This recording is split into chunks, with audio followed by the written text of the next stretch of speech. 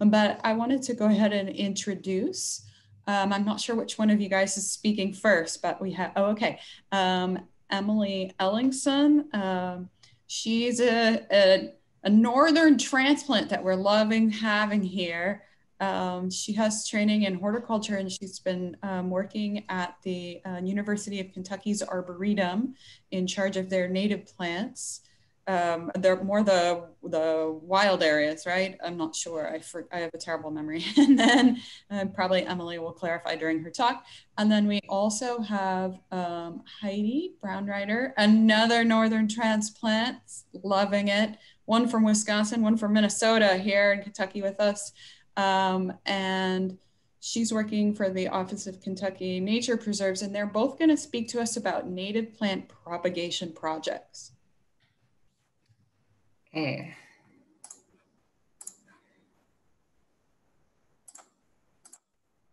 Everyone see that? Good, great. Hi, I'm Emily. I'm the one from Minnesota, and I'm the curator and native plants collection manager at the Arboretum State Botanical Garden of Kentucky. So I manage the Walk Across Kentucky native plant collection, which I'm going to talk about a little bit. But I'm going to switch gears a little bit, or I'm not going to go into a lot of projects. I'm sort of setting the stage for Heidi to talk about more projects in Kentucky. I'm going to talk about something I'm really interested in, which is conservation horticulture and how native plant propagation can enhance conservation goals. So I'm going to start with some definitions, which may seem kind of obvious, but setting the stage for what I'm going to talk about. So horticulture is the art and science of developing, producing, commercializing, and using high-value cultivated crops. So think medicinal, food crops, ornamental plants that you'll find in a nursery. And this is opposed to, botany, which is the academic study of plants, and doesn't often have to do with improvement and marketing of plants. Plant propagation encompasses how we develop and produce these plants. And there are just a million ways, and unique and creative ways to propagate plants. Whole courses are built on this, so I'm also not going to go into that. But I will say that there's some common methods, especially if you want to increase genetic diversity or maintain genetic diversity in a conservation collection. Seed collecting or propagating plants from seed, cuttings, layering, grafting, micro-propagation, and tissue culture from small vegetative parts of plants. It's really neat, but any method that you're propagating plants with, you'll select that based on goals of the species that you're working with. So every species is different. Some require more treatment and more care than others, and you really need to know the requirements and life history traits of those species. And my very dictionary definition of conservation is the prevention and wasteful use of a resource. So in environmental and plant conservation, we aim to protect plants from extinction, maintain and restore habitats and plant communities, enhance ecosystem services, and protect biocultural diversity. And so conservation horticulture sort of brings all of these three things together and these concepts together.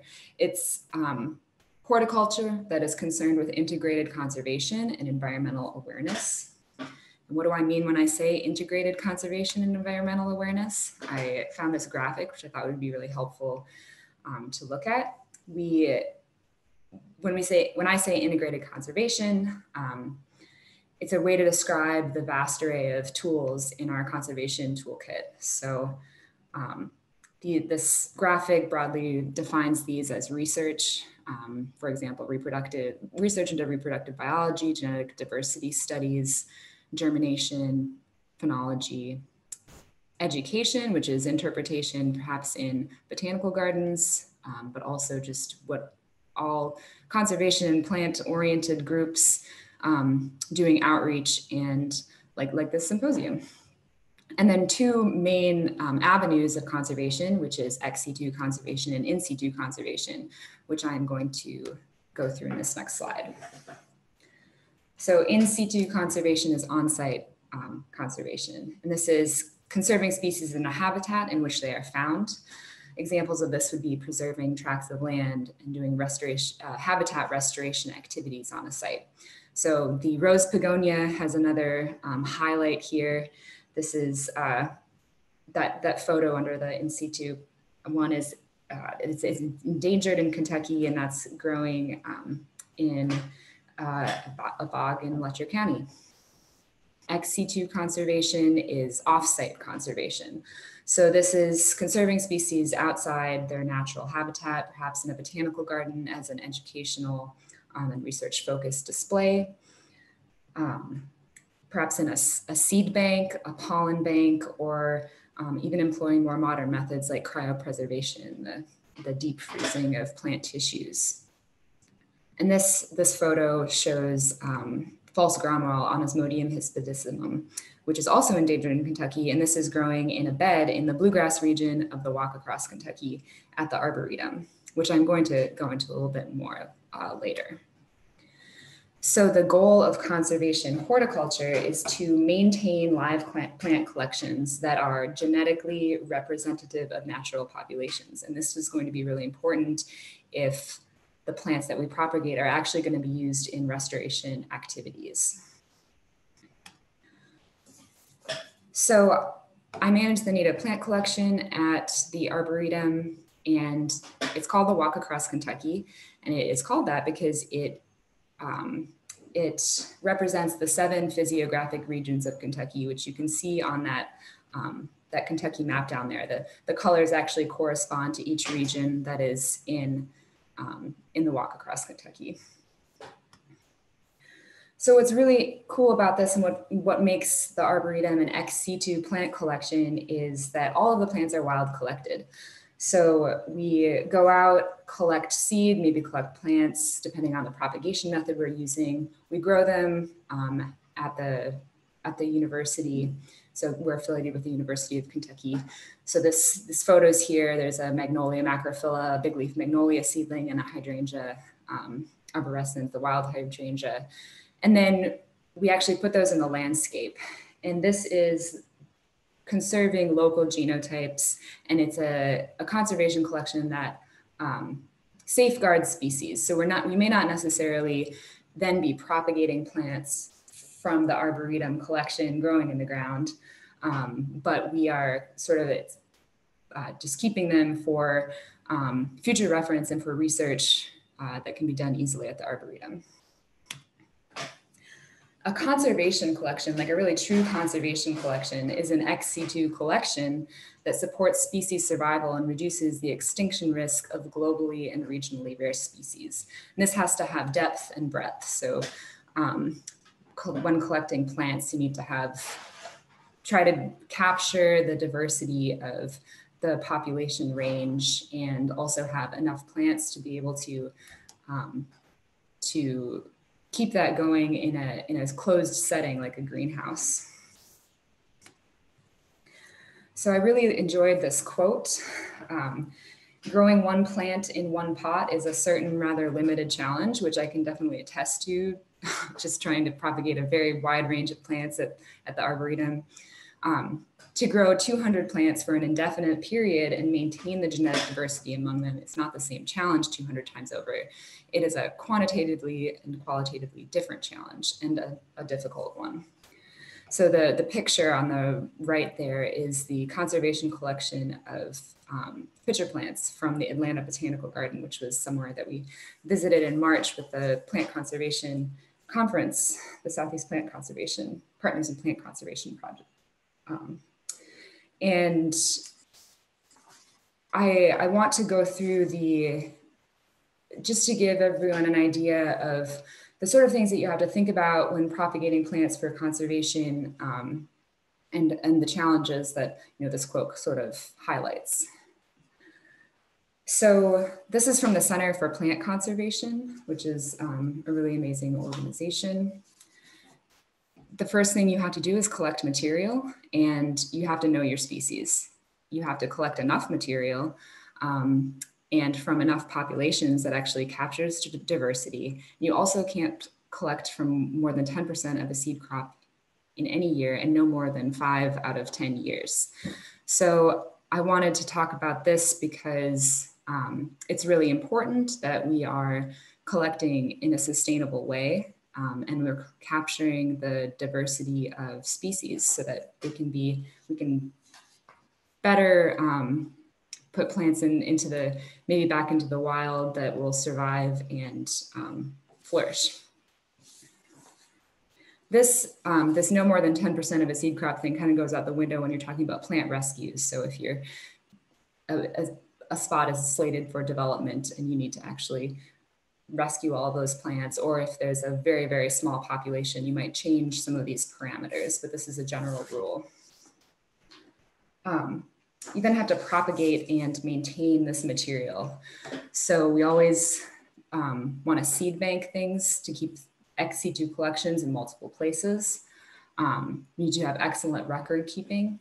And something that is really interesting to me is that when propagating and growing plants, and something that is pretty different from the horticulture industry, you actually don't want to do artificial selection. So whereas in the horticulture industry, you might select for something that's the most floriferous or the most vigorous, when you're collecting plants for conservation, you want to avoid favoring large seeds or vigorous plants, and you want to collect from the short plants, the tall plants, all sample from the whole range of genetic diversity, allow time for all seeds to germinate, and always and monitor for health. And that's something that's just really interesting to me. And it's going to be more useful in your conservation collection. And the last step, and arguably one of the most important, is using the material. So we,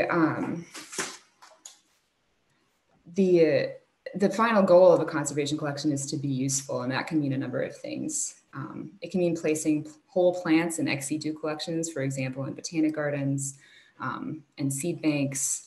It can mean reintroducing plants. So this is when plants are grown and then transplanted to a habitat and location where they've been found, perhaps supplementing populations or replacing an extirpated population. It can mean translocating plants.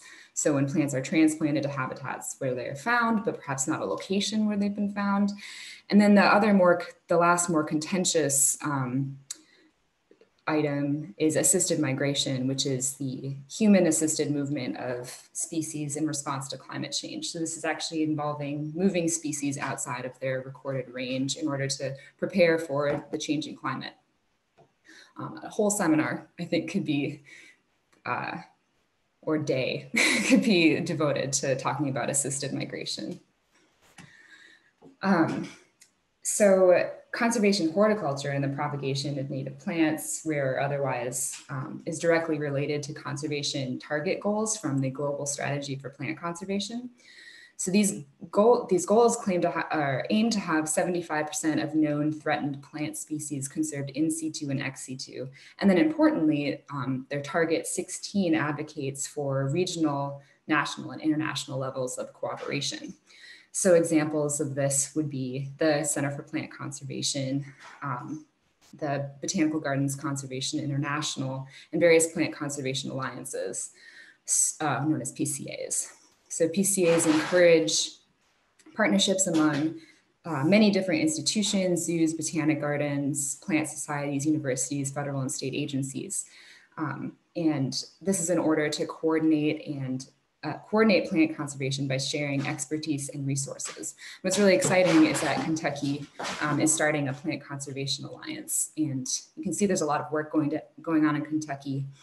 And so now I am going to hand it over to Heidi Braunreiter, who's a botanist for Office of Kentucky Nature Preserves and the KNPS Vice President, to talk about some of these projects.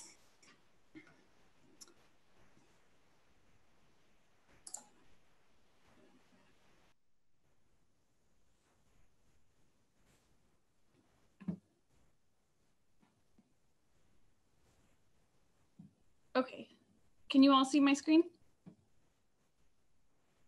Okay, so yeah, I am Heidi Braunreiter. My talk today is going to focus on seed collection and propagation projects that we are currently working on in Kentucky. But first, I wanted to touch base a little on how we've actually been able to accomplish these projects through our Kentucky Plant Conservation Alliance that Emily just mentioned, as well as Kentucky Nature Preserve's conservation section. The focus of the past several years has been to build a larger botanical community in Kentucky and trying to bring that community together in order to more effectively deal with some of the conservation issues we have going on in our state. Our State Plant Conservation Alliance started in 2016 as a committee of the Kentucky Native Plant Society, and then it took a step further in 2019 with the creation of our plant conservation section within Kentucky Nature Preserves. So now the plant conservation section acts more formally as the KPCA, with each of our botanists being a coordinator of the alliance.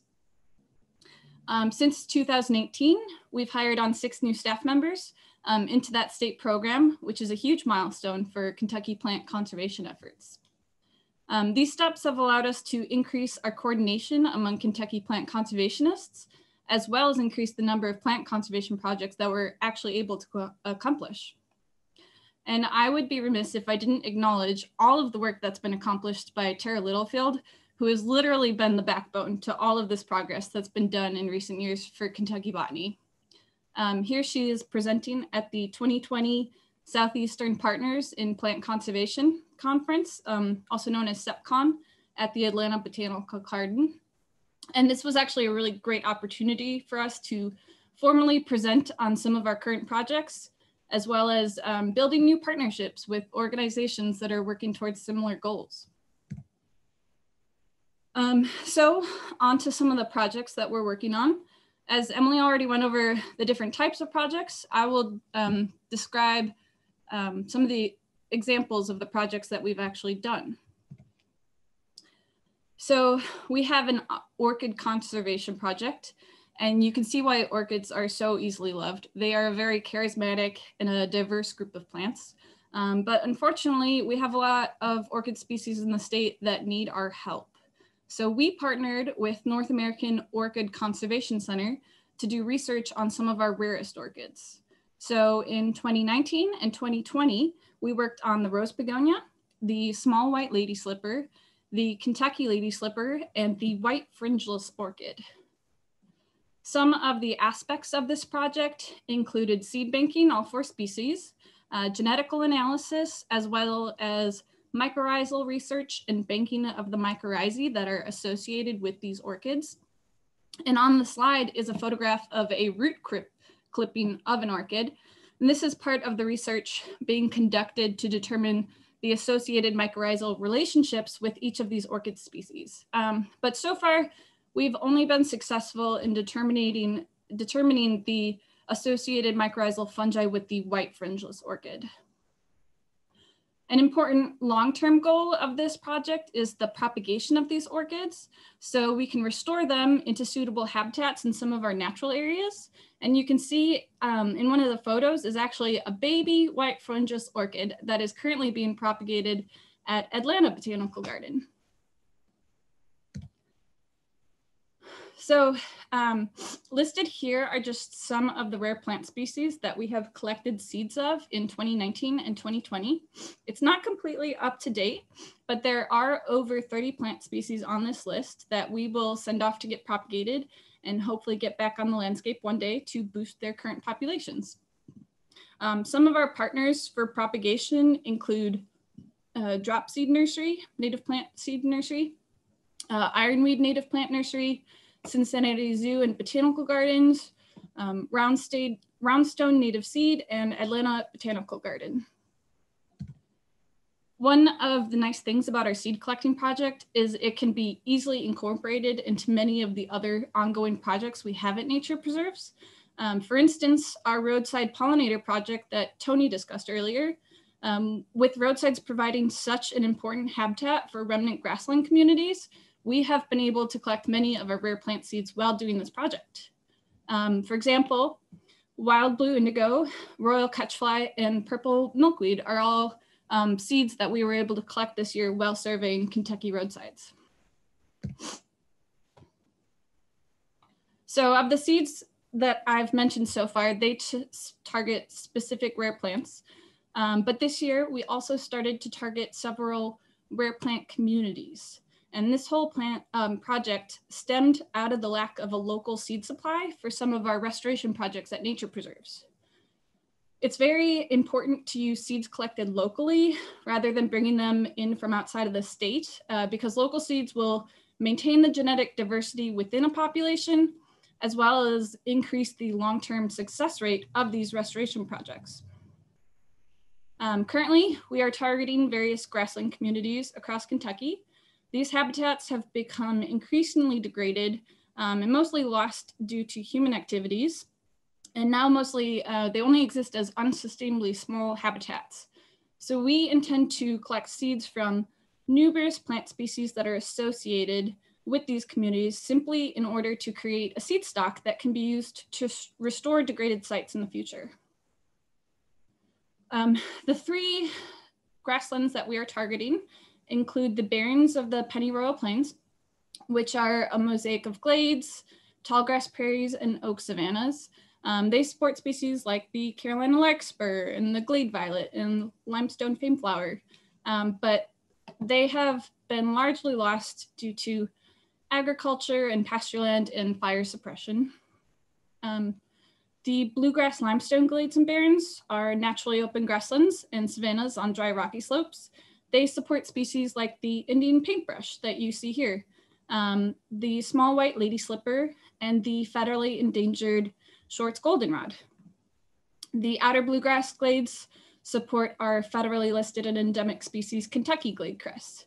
But these landscapes have been lost due to development as well as agriculture and pasture. And then the last grassland that we're targeting is the Southern Cumberland Plateau grasslands, which consist of deep soil prairies. They have a lot of sun-loving, fire-dependent plants. And historically, they consisted of a complex of pine oak savannas, sandstone prairies, and barrens and glades, but today they're mostly restricted to roadsides and power line corridors. So the long-term goal of this plant community seed collection project would be that once degraded sites have been restored using these seed stocks, we can then introduce some of the rare plants that we've propagated back onto the landscape along with their associated species. Another important project is seed banking, as it provides the insurance against the extinction of these species. We've partnered with Missouri Botanical Garden and Atlanta Botanical Garden to seed bank several of our federally listed plants, including the globe bladder pod, the white frondose orchid, and the Kentucky glade cress. And most of our propagation and reintroductions we've worked on up to this point have been federally listed plants, but as part of the Plant Conservation Alliance, we have been able to broaden our scope to include state-listed plants and endemic species, such as the wood lilies and the Kentucky clover. Wood lilies occur in the Southern Cumberland Plateaus, and their habitat is restricted to the power lines and roadsides of the Daniel Boone National Forest. Its populations in Kentucky have declined by more than 90% in the past 40 years. And this is due to habitat loss, lack of fire, mowing, as well as excessive herbivory. So we've been working with the Forest Service to restore populations of the wood lily, as well as its habitat. So we have more than 200 seedlings currently growing in a greenhouse at Dropseed Native Plant Nursery. And our hope is to transplant these this coming spring, but that's dependent on if we can get a prescribed burn-in on the nature preserve where we'd like to put them. Getting prescribed burns in can be tricky. It's very weather dependent and also trickier with COVID as it requires large groups of people to conduct the burn. But we are hopeful that we can get this happening in spring. We are currently working on several projects related to the Kentucky clover, which is an extremely rare endemic species to Kentucky. It has been seed banked. Genetical analysis is currently being conducted at EKU, and research is being conducted to determine the best propagation methods for this species. Currently, it is being propagated at Cincinnati Zoo and Botanical Garden, And these plants will hopefully be used to boost population numbers in the future. Schwartz goldenrod is a federally endangered plant that occurs around Blue Lick State Park area. Cincinnati Zoo and Botanical Gardens propagated plants for us from seed. And this past fall, we were able to put over 100 plants at Clay WMA in collaboration with KDFWR. Clay WMA is close to Blue Licks, and it has similar soils and habitats for Schwartz. And we also collected more seeds this year to get propagated, and we hope these plants will go into areas that are actively being restored right now near Blue Licks on nature preserves properties. Globe bladder hoppod is another federally endangered plant we've worked with. At Cove Springs Park in Frankfort, Kentucky, seeds were dispersed to create new populations of this plant. And it took several years, but population numbers are reaching sustainable levels, and successful new populations like this are a great pathway towards the recovery of this species. Running buffalo clover is another federally endangered species we're working with. It was proposed for delisting in 2019 by US Fish and Wildlife Service, but that hasn't happened just yet. From 2008 to 2010, there were several introductions of this plant in Madison County in partnership with EKU and Bluegrass Army Depot. And there were also introductions at Shakertown and on a few private farms. We currently have plants growing at Cincinnati Zoo and Botanical Garden that we hope to transplant to Lower Hards Creek State Nature Preserve in Clark County this coming spring. And in the last couple months, we've sent off cream gentian seeds to Cincinnati Zoo and Botanical Garden to try to propagate. We are hoping to reintroduce these at a few sites around Blue Lick State Park that are currently being restored by nature preserves. So looking forward, we still have a lot of work to do to further our state alliance. Several steps need to be taken, including formalizing the process in which someone actually becomes a KPCA member. We also need to create foundational documents that state our missions and what projects we're currently undertaking. We need to recruit a larger volunteer base, as well as building more partnerships. Partnerships are really the key to our success right now. And for propagations, we want to reach out to more local seed exchange groups in hopes of perhaps getting volunteers to propagate species for us, as well as we also want to develop more guidance on the proper collection of rare seeds. And here are some of the dozens of partners we have collaborated with. I just want to thank all of them for working with us on our plant conservation projects here in Kentucky. We really wouldn't be able to do it without them. And thank you for listening to my presentation.